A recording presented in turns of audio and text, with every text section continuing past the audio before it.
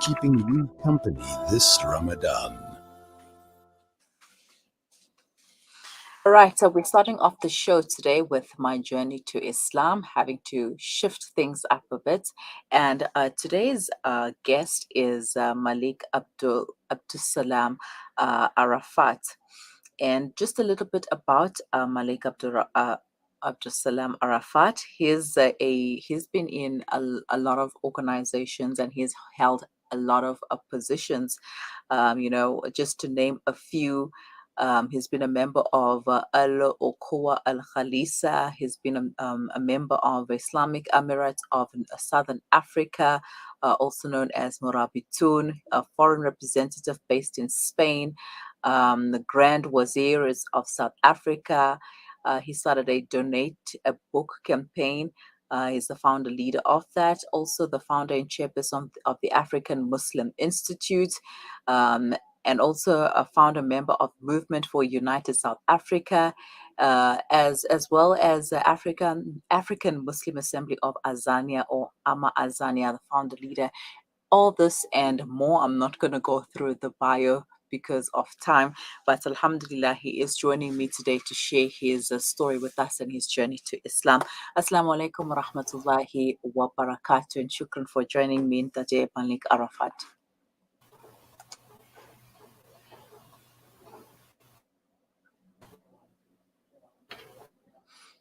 All right, it seems like we are losing a bit of connection on his side. I understand that the weather does do this sometimes. Let us see if we can reestablish connection, or perhaps we will have to do this over the telephone. You are listening to the Mid-Morning Talk on Salam Media with me, Mariam Okwanda, and this is the Ramadan edition. You can send us your comments, questions, queries, or suggestions to our WhatsApp line on 061 766 0355. We are looking forward to hearing from you. Tell us, how is the fast going? We are almost in day 10, alhamdulillah.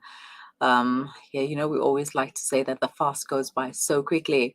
The fast goes by so fast. And wow, alhamdulillah, it's been a good good week already, a good few days. And we're looking forward to the next few days, inshallah. May Allah grant us the ability to witness those few days, inshallah, and to take full advantage of those days. Remember, the next few days will be the days of a mercy. Well, we are going to be taking this interview over the telephone instead.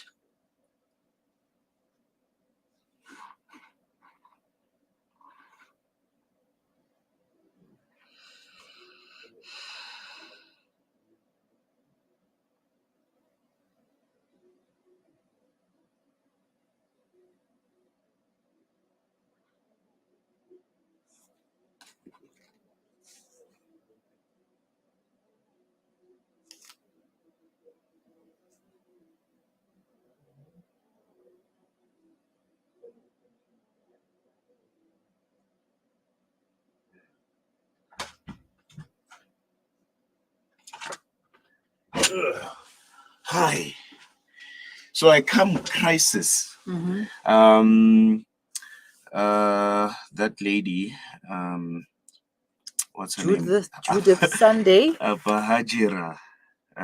She says she can't do it because they don't have power.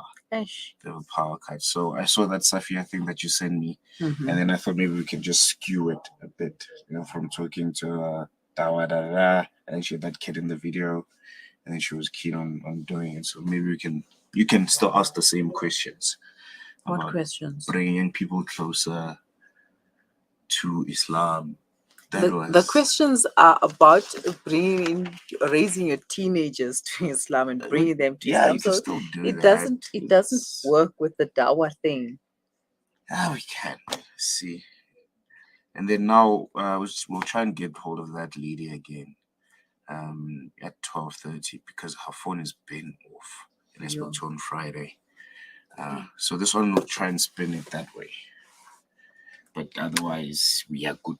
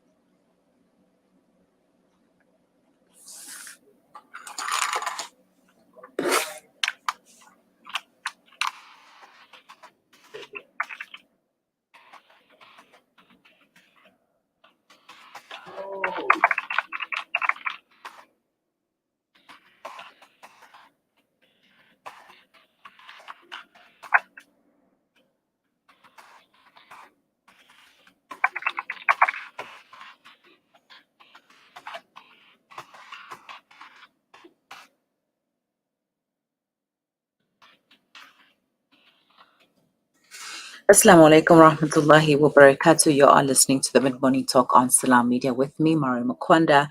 Well, we do apologize for the hiccup and the bit of a late start to the show. Technical difficulties are always something that we have to be aware of. All right. Now, earlier on, I was joined by guest author and humanitarian Malik Arafat, who is going to be giving us insight on his journey to Islam. But due to the technicalities and the unclear video, we've had to take this interview to another platform, which is the telephone. So he's joining me on the line, inshallah, to share his journey with us. Assalamu alaikum wa rahmatullahi wa barakatuh, Brother Malik, and shukran for joining me. Wa alaikum salam wa rahmatullahi wa barakatuh. Alhamdulillah. Now, you have come a long way. Your journey to Islam started many, many, many years ago, before many of us were even born, mashallah. So tell us your story. How did you find Islam? SubhanAllah. Let me start off by saying that, mashallah, for the introduction. I always find myself as an activist, and you call me humanitarian. I don't know what humanitarian is. That's what Westerners talk about. I don't consider myself. So, but other than that, I became a Muslim soon after 1976. Really, I met Islam and was introduced to it by my uncle. Who had just been through all the challenges of the late 70s, and we were searching for a solution, a home, an ideological home. And so we had this discussion with him, and he then said to me, there's something much more closer to us as Africans, and that is Islam. And that was the first time I heard the word Islam. I didn't know the different part of that.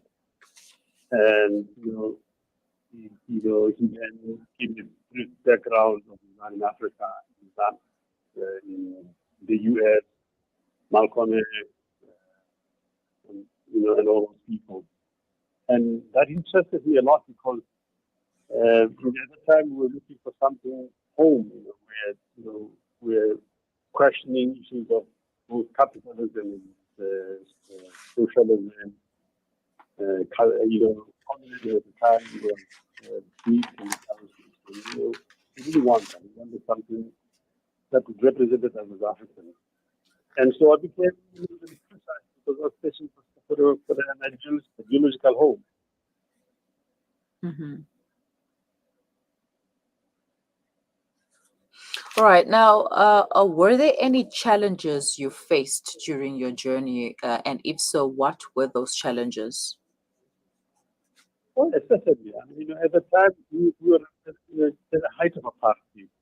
I think our challenges was that, our families were wary of what this is all about, changing religion, according to them, changing culture according to them. And also that, the government at the time was very anti-anything they didn't like. So very soon, when I became Muslim, I joined immediately the Al-Qaeda side, those are men and women who are activists. And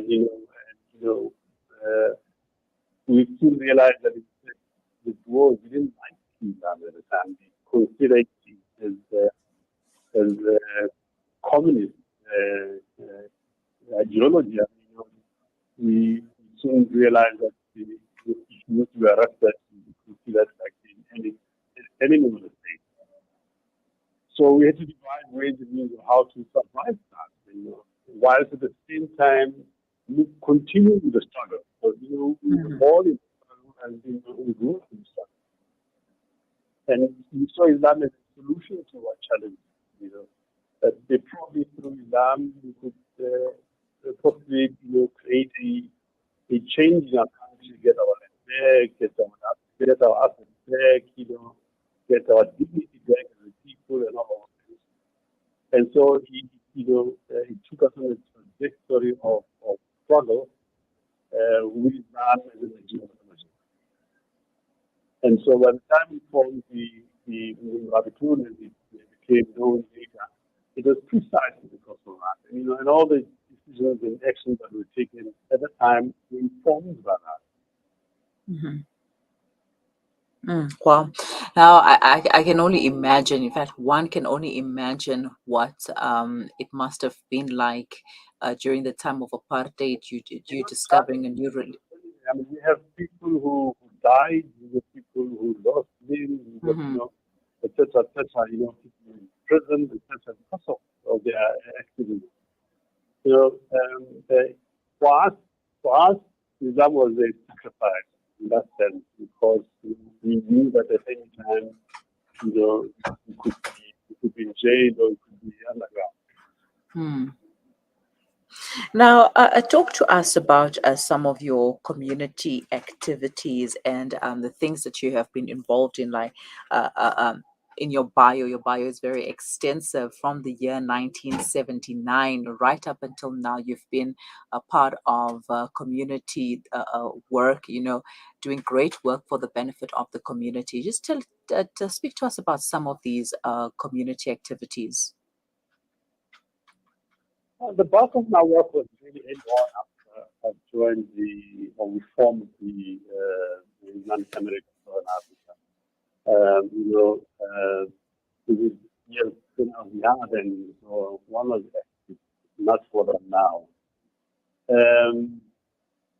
The initial struggle we had was a number of Muslims in the township. There was a time when you could actually count Muslims in your hands. So many that I know, and but then the benefit of that is that we knew each other, and so we used to travel a lot. We traveled to a point where we had meetings across the border, then the Transvaal. We knew people in different parts of the country, and whenever there was a big meeting, you have people coming from all over the country.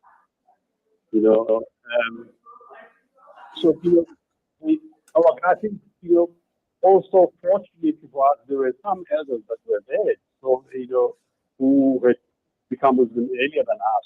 So we were able to bounce off on them and, to understand even better and understand the dynamics of Islam internally in terms of the relationship between Malays and Indians and that type of thing. And, because we also been challenged by the fact that, infrastructure that was there was not available to us because, we were perceived to be political. We were told that we were bringing politics to Islam, and they didn't like that. Like you said, Islam was practiced as a passive religion, and don't interfere with the government. And so here, a group of young men from the townships, eager and thinking that Islam is going to liberate, and it immediately put us in a awkward situation with the existing established movements. And so we have to learn how to relate with an existing movement, which was even much more difficult because most of the time they didn't say anything to us; they just watch us. What are these boys? What are these young men doing? What is it all about? They're then at the same time, then we'll learn Islam. We'll begin to understand what Islam is all about. And we then realize that the ethos of Islam are totally different from where it comes from, particularly because of how it's structured.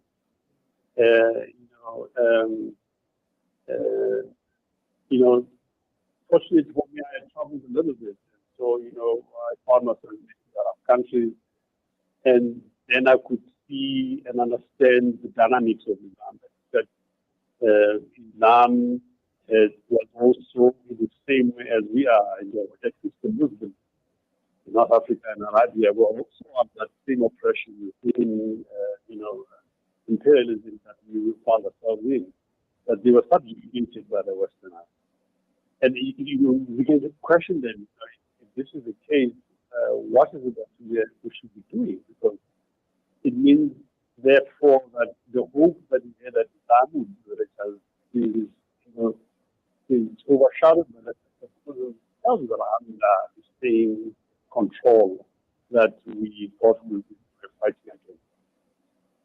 And so, it compounded our situation.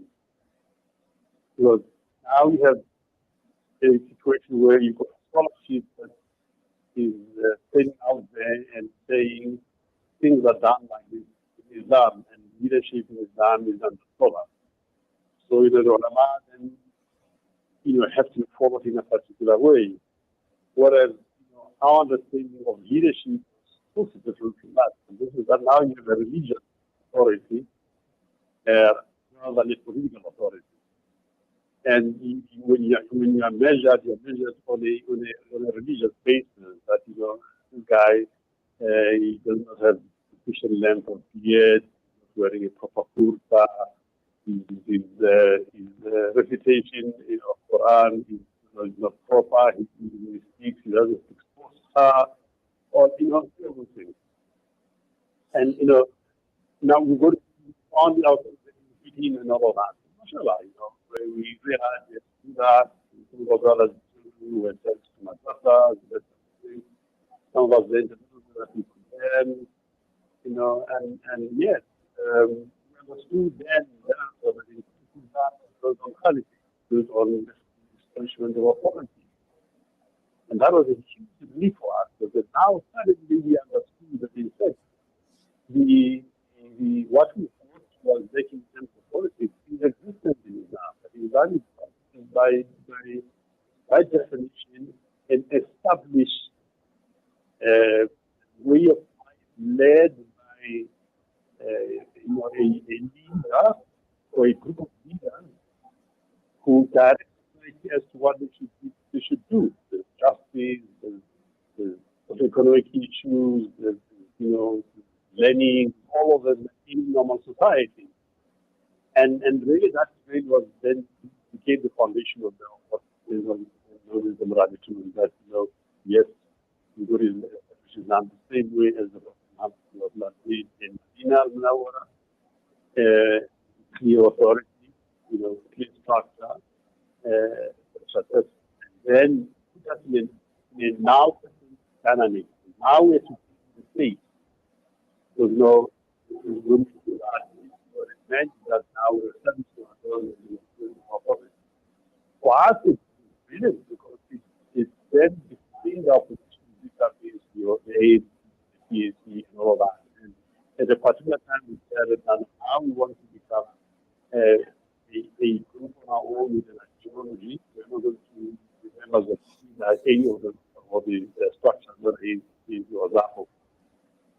And we could now stand shoulder to shoulder with it in terms of the issues of the country and determining the future of the country. All right, let us take a quick break, and when we come back, we will continue, inshallah. I want to know about, what are some of the factors that's holding us back from growing as Black Muslims in South Africa? I believe that, whenever we try to take a step forward, then we find ourselves 10 steps backwards. So we need to find a solution to this growth or the lack thereof. Please stay with us, and we will be right back thereafter. You are listening to Salam Media live from our headquarters in South Africa. This is Salam Media, keeping you company this Ramadan. Abu Huraira narrated that he heard the Prophet Muhammad, may the peace and blessings of Allah be upon him, say, in black seed there is a healing for every disease except death. This Ramadan, experience the health benefits of this ancient blessed seed by using the tip black seed range. Black seed assists the body to boost immunity, regulate blood sugar levels, reduce inflammation, and act as a potent antioxidant. Experience a holistic approach to health by introducing the tip black seed range into your Ramadan routine. Available in capsules, pure cold-pressed oil, and a vapor rub. Trust Tib Health Sciences for quality black seed products. For more information, visit blackseed.co.za. Available at leading pharmacies. There are an estimate of 153 million orphans worldwide. Change their lives by donating towards our Orphan Kind program. For 750 Rand per month, you can be the reason an orphan smiles. Go on, be Orphan Kind. Visit www.pennyappeal.org.za or call 031 1100 573 to find out how you can help save these children's lives. Penny Appeal. Small change, big difference. Shimmer, sparkle, captivate.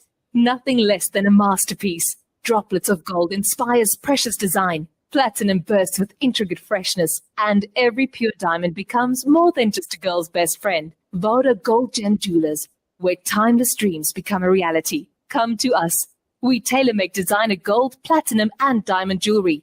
Trade in or remodel your old gold. Clad yourself with classy name-branded watches. We offer insurance valuation and free zakat calculation. Visit us at 534 Ridge Road, Overport, or call 031 208 9142. Voda Gold Gem Jewelers, manufacturers of fine gold and diamond jewelry. With up to 97% of Gaza's water supply unfit for human consumption, desalinated water is the only hope to avoid catastrophe. The Al-Imdad Foundation has been operating desalination plants and delivering safe water in the Gaza Strip since 2014. Help us continue providing clean, safe drinking water in Gaza by donating your lila or sadaqah today. Visit alimdad.com or call 0861 786 243 for more information. On air and online, this is Salam Media, and you are tuned to Mariam Kwanda on Salam Media. From the Welcome townships back. of Africa, the refugee camps in Syria, or orphanages in Yemen, You want to take it until when? speak volumes with just one glare. 5, 10 We minutes? what it's like to be at ground zero with food essentials, clothing and blankets, fresh water portal trucks, and even on-site navigators. We use every cent to better their tomorrow.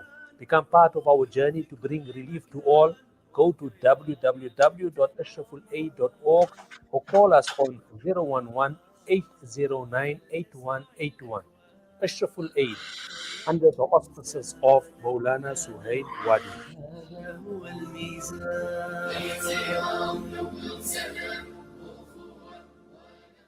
Babu, why don't you loosen your belt a bit more? But why now? Well, it's very tight, blocking air to your brain. Haju, this is only a start. I need to tighten up a bit more. Funds are tight and the cost of living is high. Funds are not tight. It's your haram insurance which is tightening our barakat. Okay, Haju.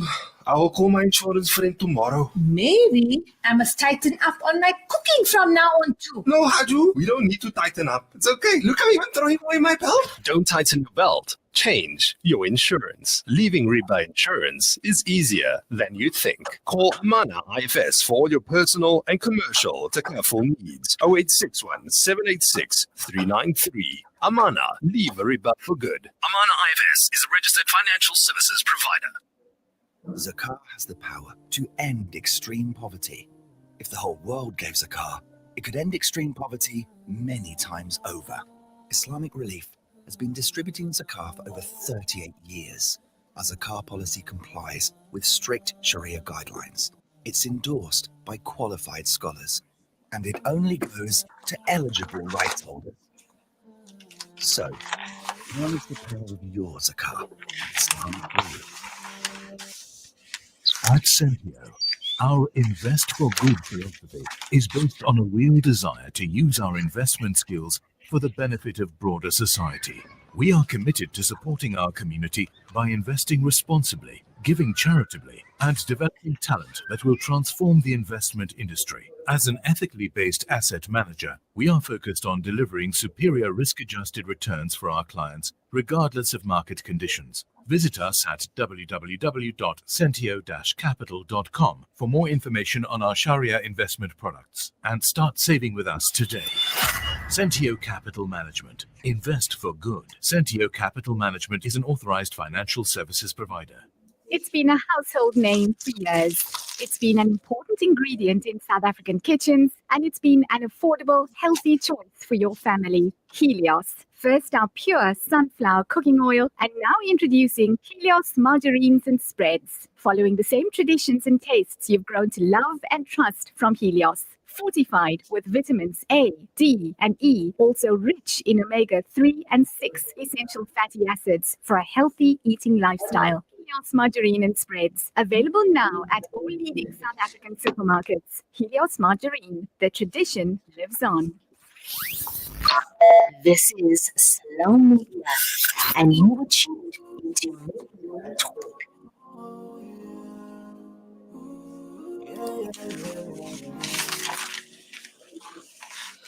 You are listening to the Mid-Morning Talk on Salam Media with me, Mari Mukwanda, and you are listening to My Journey to Islam. And our guest for today is Malik Abdussalam Nur Arafat. Shukran for staying on the line, Brother Malik.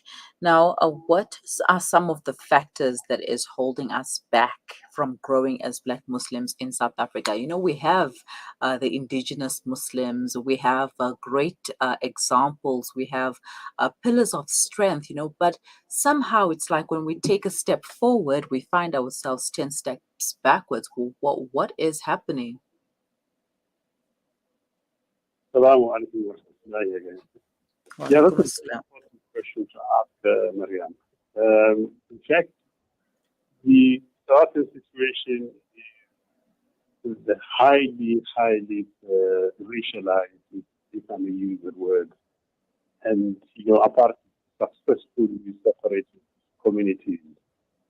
And to a point where up until now, 28 years later, it's still difficult for people to mix. But also, coming alongside that issue of, how people perceive themselves, because of apartheid, certain communities much more, the benefit from apartheid more than others, others suffered more from apartheid. And so, these differences remain. And so when our people become Muslims, they are still regarded and seen as new, and therefore do not have the capacity to express Islam in any way. And they're expected to be depending on others, to define for them what Islam is all about. And I think to a great extent it affected our people, even those that are amongst us who are learned to have the capacity to define Islam for us at this point in time. We also find themselves challenged at that. For example, if you look at the Somali community, in the first 10 years, they were able to go after and they've now becoming a strong force across the country. Muslims in the late 70s have not been able to even achieve just that. And there are many sectors that you could look at and define.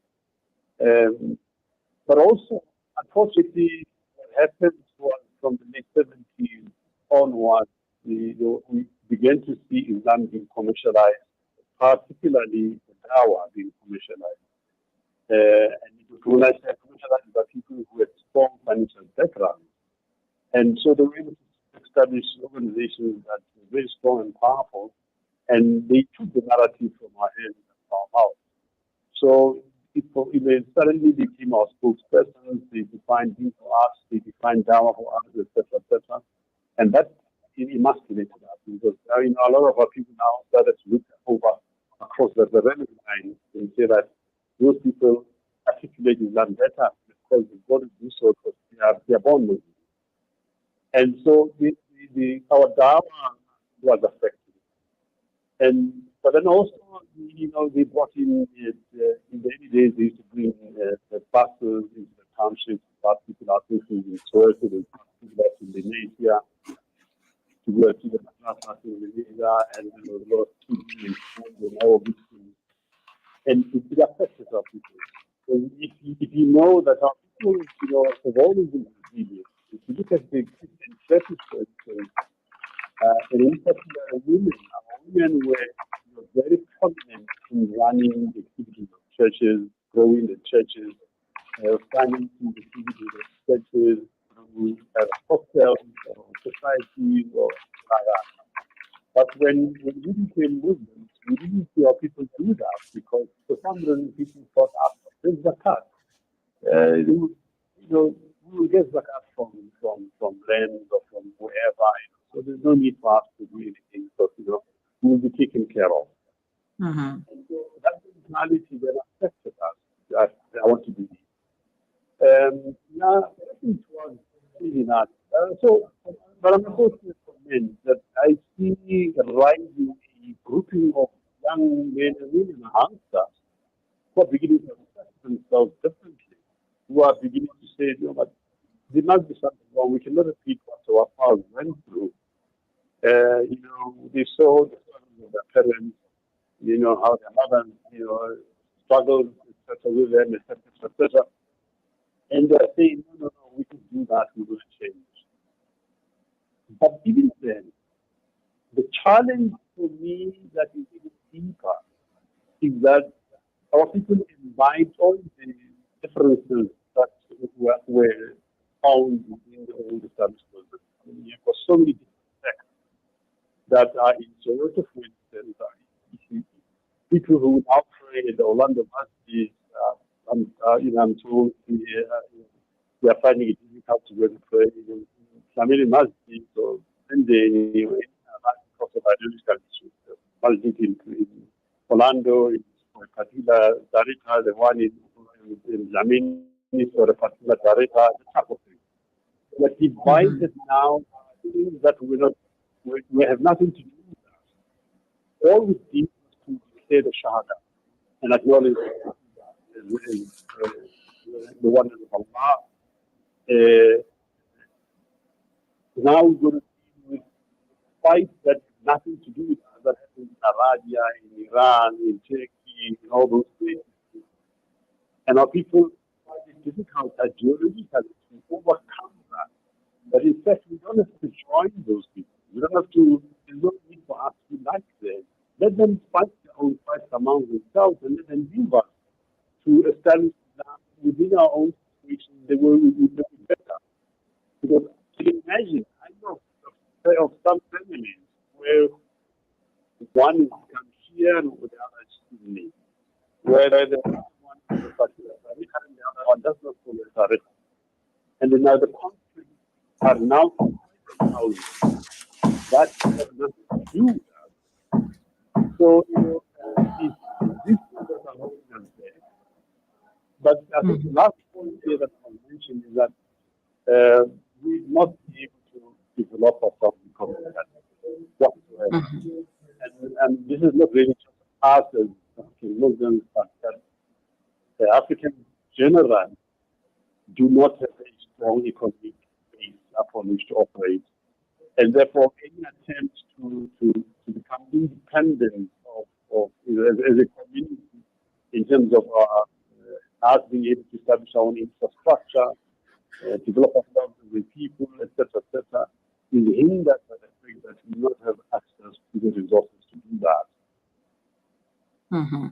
All right, Brother Malik, I'm going to have to cut it there. And shukran for joining me, and shukran for your time and for sharing your inspirational story with us. And may Allah grant you everything that you ask for, especially during this month of Ramadan, and make things easy for you going forward. Shukran once again. Assalamu alaikum wa rahmatullahi wa barakatuh.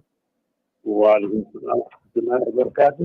شكرا for having me, and Ramadan Mubarak to everyone. Malik Arafat taking us through his journey to Islam here on the Mid-Morning Talk on Salam Media with me, Mariam Kwanda. We will be right back.